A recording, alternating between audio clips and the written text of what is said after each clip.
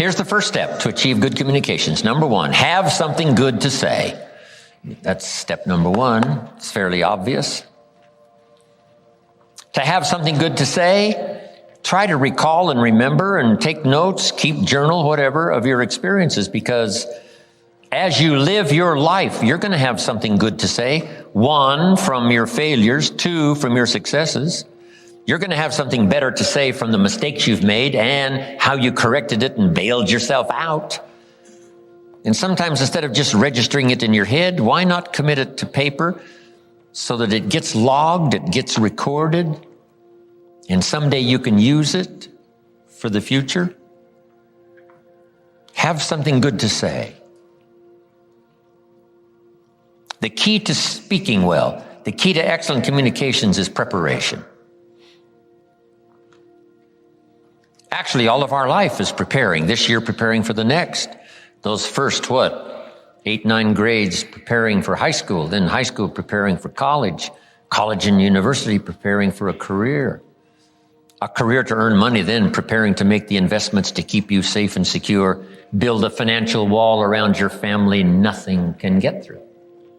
Always preparing for those steps and stages in our life. That's part of the game of life.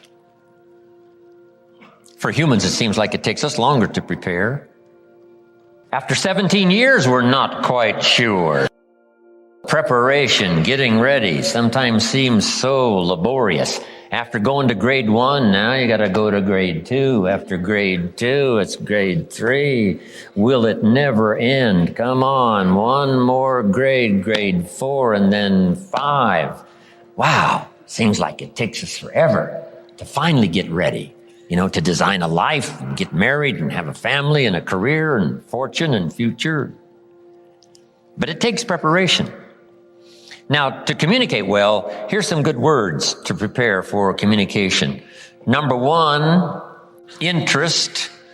Just keep your interest alive in people and places. That's why, a big share of my job takes me around the world, countries all around the world, from Africa to Asia, to South America, to Australia, to Russia, to the Far East, Israel.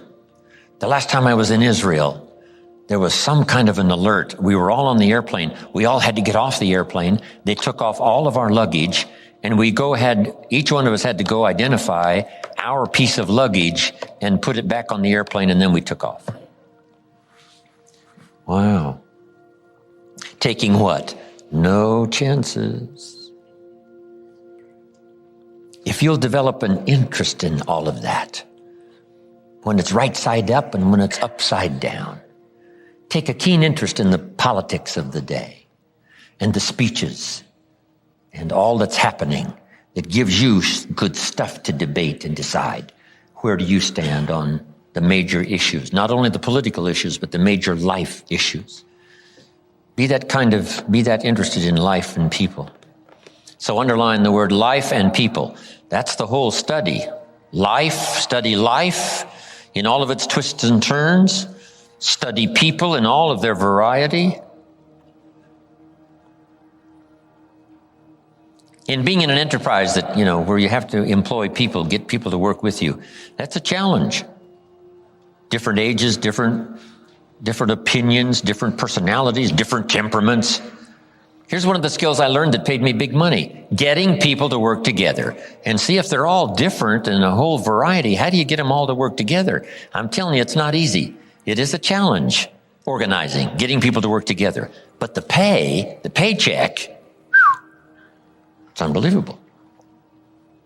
Now, if you're working with independent people, then it really is challenging. I promise you, a paycheck like you cannot believe. Here's what's interesting about people. The ones who should do it the most are inclined the least. How come they can't see it? I don't know. I can see it. They can't see it. Maybe right now they're not supposed to see it. That's the best I said. Sometimes you just got to take the easier way out. I don't know. That's an easier way out than to try to explain it all. That's just the way it is. Somebody you thought was going to stay, they leave. Here's what you have to learn to say. Isn't that interesting? Wow. And somebody that you thought was going to leave, what? They stay, and you say, I wouldn't have thought that in 100 years. There's a surprise a day waiting for you, working with people. And then some people are nice, and some people are not so nice. But there's only a few. When I first started in sales, Mr. Schoaf, my mentor, said, here's the good news, Mr. Rohn. There's only 9 or 10 real nasty, miserable, horrible people in the world. That's what he said. Now, he said, they move around a lot. You're liable to get one once in a while. But when you do, you just say, hey, there's only 9 more like you. I can handle that the rest of my life. So that was really good. And then sometimes you got to try a little wit and a little humor. That helps. When I first started traveling with Mark Hughes in Herbalife 21 years ago, one of my friends said to me, I heard some people died using that product. And I said, not that many. Now, it was a silly comment that he made, so I had to think up a silly answer. You can't give an honest answer, a good answer to a silly comment. I said, I understand as long as the deaths are under 100 a month, they get to keep selling the product. If the numbers go over 100, they have to come in for a review. Now, that was all silly nonsense, but he deserved it, right? His silly comment. I don't know, use a little humor. Somebody says, this isn't going to work for me. Say it was designed not to work for some people. The best wit in the world was Winston Churchill, right? Lady Astor in the English Parliament, exasperated one day with Winston Churchill. She said, Winston, if you were my husband, I'd put poison in your coffee. He said, Lady Astor, if you were my wife, I would drink it. Don't let anybody put you down. Be a student of life and people and all the varieties and what's happening in the world. It's an interesting place to live. And while you're here, learn all you can, study all you can. Right? The varieties. Some people are easy and some are miserable. Just learn how to handle all that. Here's the next word to communicate well, and that's fascination. It goes the step beyond just interest. Be like a child, fascinated with everything. Next, sensitivity. Trying to understand where people are, where they're coming from, the position they might be in at the moment. Trying to understand, a night visits us all after days, and some winters are tough, and some people are having tough times. Be sensitive to all that.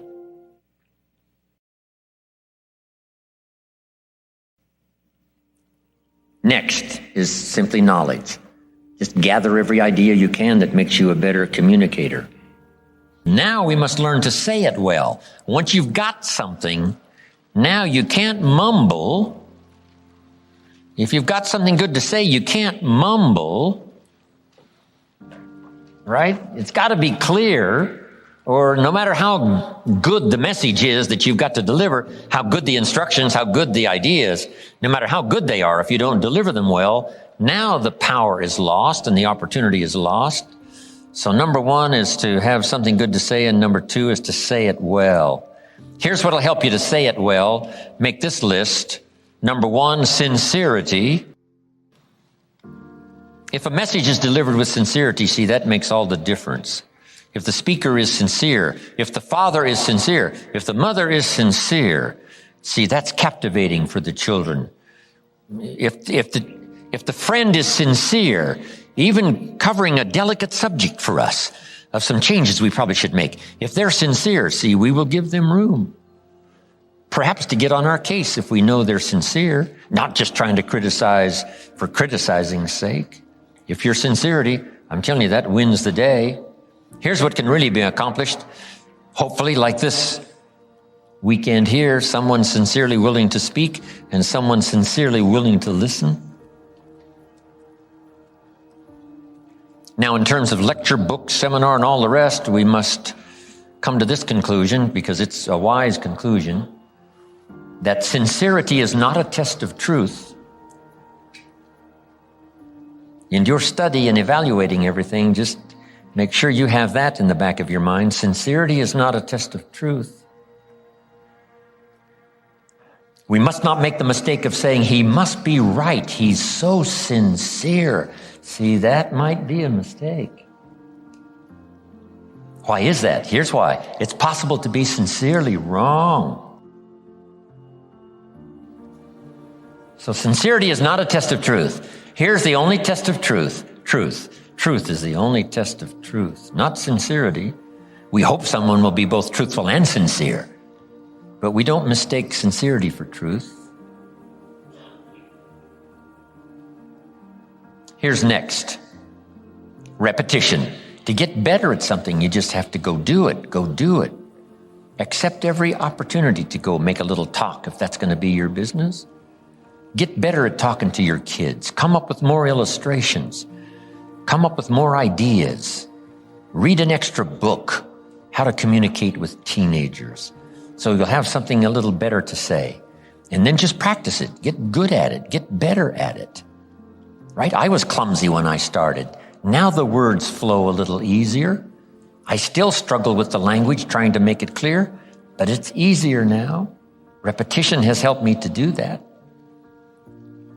Here's what's next. In good communication, saying it well, brevity.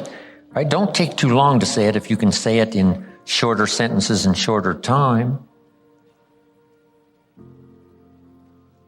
One way to learn brevity is to talk to kids. You talk to kids for 30 seconds and they say, how long is this gonna take? It's already too long, right?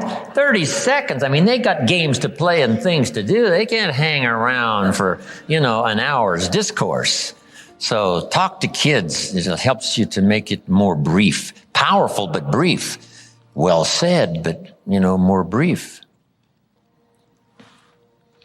The storyteller tells us Jesus wandered around the countryside in putting his 12 together that was going to start this whole new movement.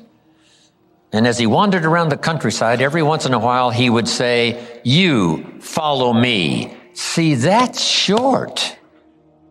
That's no hour presentation with the fancy lights and, no, just you follow me. Why could he be so brief and so short with that simple appeal? Jot this down now. Probably for who he was, not just for what he said, but for who he was. There was something about him when he said, you follow me, see. Probably his reputation, probably his manner, probably with how he said it. Irresistible, you follow me. Wow. So here's what's powerful. And you can talk less and even be more effective in this personal development area. The stronger you become and the wiser you become, the more caring you become, it shows in your language and your manner. The texture of your communication changes and reaches where it couldn't reach before. It strikes the heart where it didn't strike before. Next, style. Now you've got to develop your own style. You can be a student of style. There's about a dozen people that I know over the years that if you knew those dozen, you'd say, hey, a little bit of each of them appears in Jim Rohn's style, which is probably true. Not copying any one person, but I like the way the person said it this way. I like the person's gestures, because I used to be a little too stiff without, gestures. Frank Sinatra was the best, not for only his lyrics and his phrasing and his style, but his gestures. His gestures. They were captivating. They were part of his persona. So make this note, it's not just what you say, it's how you say it.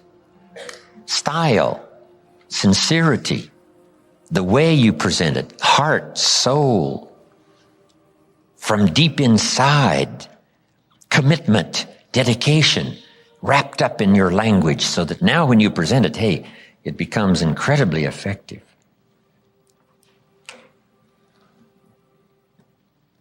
Next is vocabulary. The better your vocabulary, the better you can share ideas that are meaningful, find words now to use that you couldn't use before. Interesting story on vocabulary. Some friends of mine took a survey among prisoners many, many years ago. Some rehabilitation program they were working on for prisoners. They weren't looking for this, but here's what they found. There's definitely a connection between vocabulary and behavior. And here's what they discovered. The more limited the vocabulary, the more tendency to poor behavior. Isn't that interesting? And when you think about it for a while, you can say, well, I can see where that would be. If you were very limited in your ability to comprehend because you had such a small vocabulary, that no matter what someone said, it would still be confusing. No matter what they said, it still might not make sense. They said it clear, but you couldn't see it. And sometimes that's because the vocabulary is so limited that it doesn't have the ability to register the scene on the screen of your consciousness. What if you could only see the world through this little tiny hole? You would be inclined to say, the world is like this. And all of us would say, no, the world is like this. This person would say, no, it's like this. How come they keep insisting the world is like this? Because that's all they can see. They're limited in the scope of their ability to widen their perception about life and what's going on and what's happening simply because they don't have the vocabulary to understand. So they started working on vocabulary. And immediately, behavior started to change. Being able to see, being able to comprehend. Oh, now I see. Oh, now I understand the reason why. And as your education increases, that should be one of the major purposes for education, is to help you see things you couldn't see before. Comprehend what you couldn't comprehend before. See a future you couldn't see before. See beyond tomorrow you couldn't see before. See, that's a gift. Vocabulary. So keep working on your vocabulary. Now here's another reason. Only with our present vocabulary can we express what's going on in our head, what's going on in our heart. You can't express beyond your present vocabulary. What if it's very limited? Then your ability to express what you think, express how you feel, is limited. So by a very restricted vocabulary, if you can't understand very well, and if you can't express very well, then your world becomes very, very small, and you only need a place 8 by 10 to live.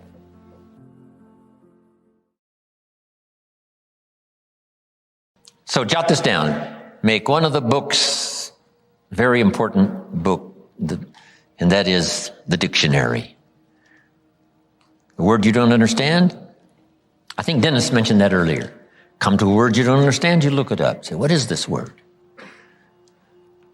Words are like lights. It's like another light. Now make this note now, especially the English language.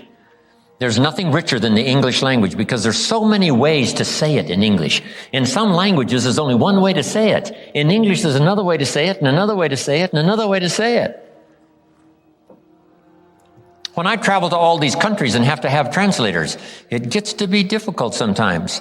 Expressing something that makes sense in English because we have several ways to say it, but in their language, there's only a couple of ways to say it. So the translator has a tough job sometimes translating. So I've had to learn to amend and modify, work on my presentation when I travel needing translation.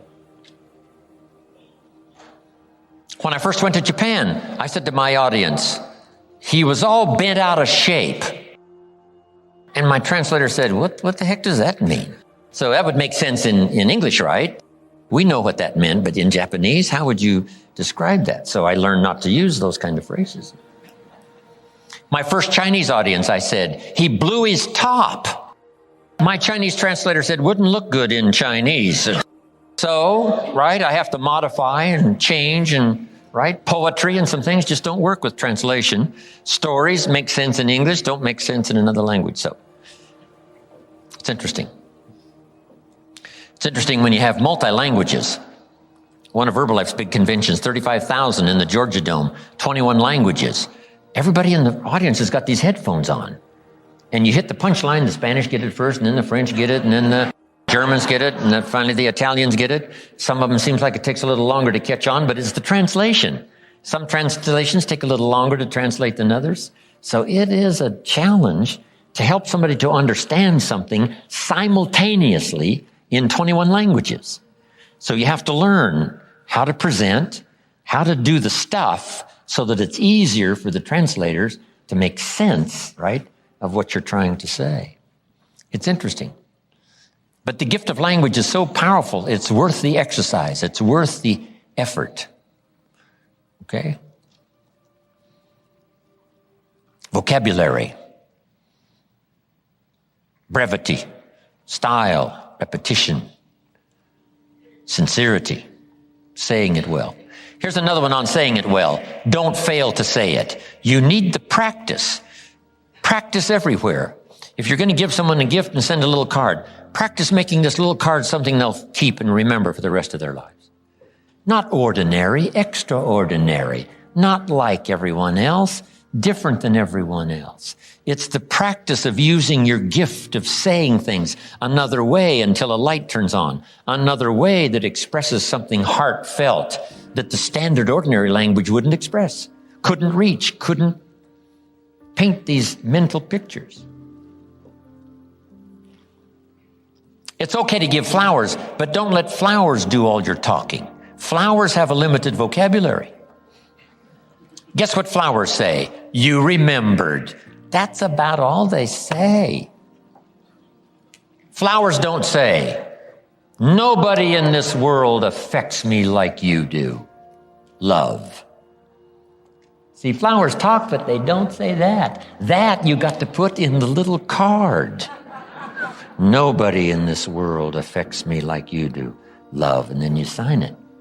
And see, long after the flowers are gone, somebody's going to keep the words. The words are more powerful than the flowers. So don't let flowers do all your talking. See if you can't choose the words that are meaningful, words that are unique. And the more you do this, practicing every little occasion to say something well, every little occasion to say something well, whether it's a little talk to the family gathering, or whether it's training, or whether it's inspiring, or a little class on Sunday morning, whatever it is, keep improving, find a new way to say it, a new illustration, a new story. You'll get better. The gift will belong to you, and the effect could be electrifying. Don't fail to say it. Now, women are better at this really than men. Women seem to be able to find the language much easier to say something. Men have to work at it a little harder. So come on, men. Let's work at this thing a little harder. See if we can't say something meaningful that's, not just standard, ordinary. That's okay, right? But just think of ways. When my wife Judy and I parted ways, wow, that was a unique experience. I wrote this little note. Dear Judy, as often as the night comes, so does my sadness. As constant as the day arrives, so is my love for you. I wish for you and I wish the best for you, and I understand that dilemma. My life is here where you touched me. If ever you would call, I would be there to be touched again. It wasn't very long. It was just a few words, but I tried to express what was going on in my heart and soul at the moment. So I'm asking you, don't fail to say it. Here's an expression we've heard. Words are no substitute for action. That's true. Let me give you another one. Action is no substitute for words. It's okay to do, but you've also got to say. Express it, as clumsy as it might be to start. Start a better program of better communication, saying it better.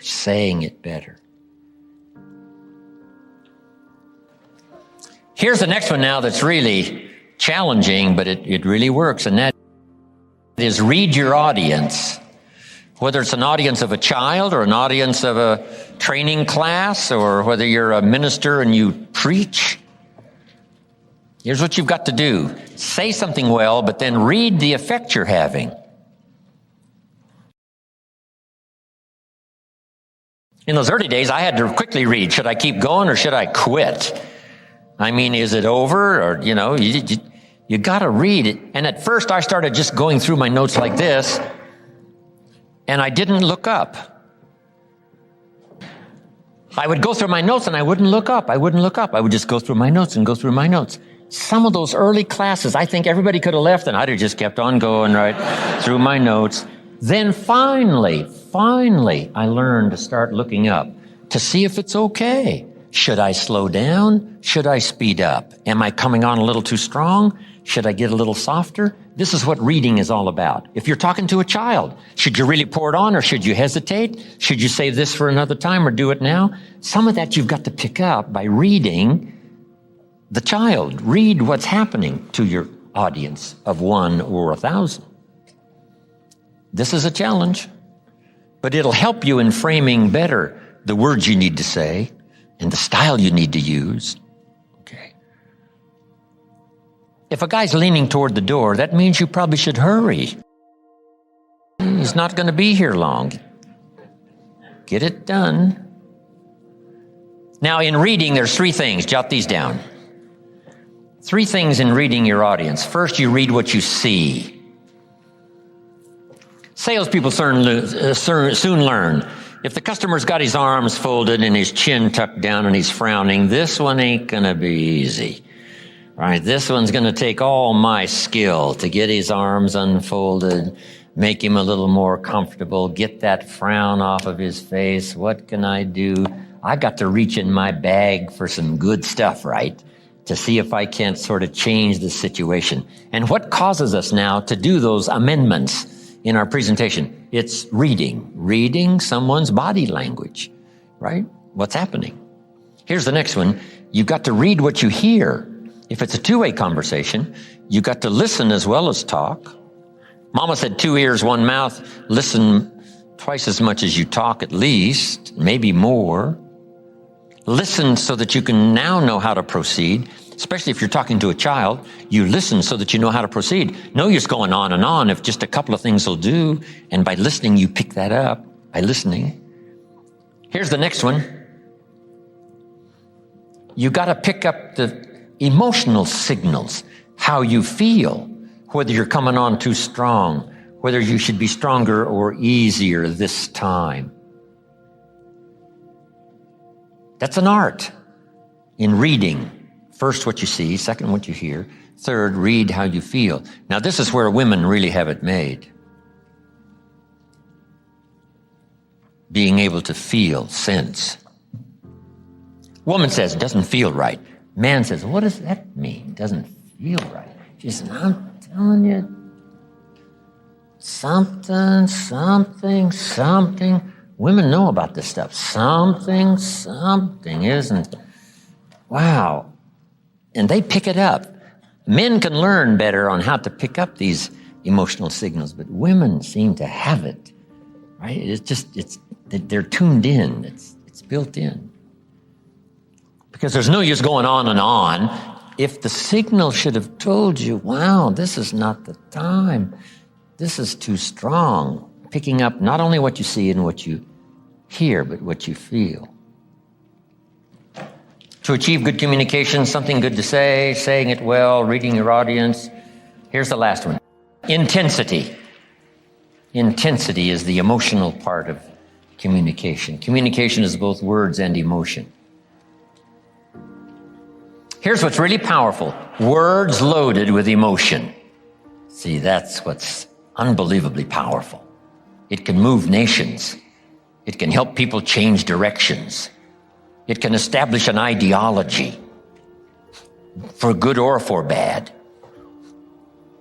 Look at Hitler and his ability to preach. Look at Stalin and his ability to preach. Lenin, as wrong as they were, they believed it with all of their heart. Disastrous results, but they put everything they had into it. The emotional content was unbelievable. Powerful. Yes, in an evil direction, but it can also be used for a good direction. This intensity, strength, power, emotion. Words are words. Words are like a little straight pin, right? A guy buys a shirt and it's got all these little pins in it, little straight pins that you got to take out. What if I took one of those straight pins and I threw it at you and it hit you in the face or the hand? You'd feel it. That's my words that got you, the little straight pin. But what if I took that little straight pin and wired it to the end of an iron bar about this long? And then I let you have it See, I could drive the pin through your heart. The iron bar is the emotion. The pin is the words. Now, here's the craft. And conversation is a craft. Don't get lazy in learning this craft, because it'll serve you so well at home. It'll serve you so well in the marketplace. It'll serve you so well in your career and making your fortune. This craft of communication. Here's the combination. Well-chosen words mixed with measured emotion. Not only do the words have to be well-chosen, the emotion has to be well-measured. Meaning, not too much power for a minor point. The actor on the stage or in the movies, in giving a performance, has to learn this craft of the right amount of emotion with the dialogue and the words that are to be spoken. It can be so powerful if it's measured well. See, if you had a powerful point and a little bit of emotion, that wouldn't make sense. Nobody would get it. Nobody would say, wow, for such a powerful point, it's not a very strong emotion. So then you can't come on too strong with some minor point. You know, sometimes kids have a legitimate objection. They say, you're making too big a deal. And sometimes parents have a tendency to do that, to make a big deal out of a little bitty deal. So here's the key. Make a big deal out of a big deal, and then smaller emotional content on a little minor deal. That's an art. That's a craft. If you talk to somebody, this is too close. This is too close. Give them a little more room.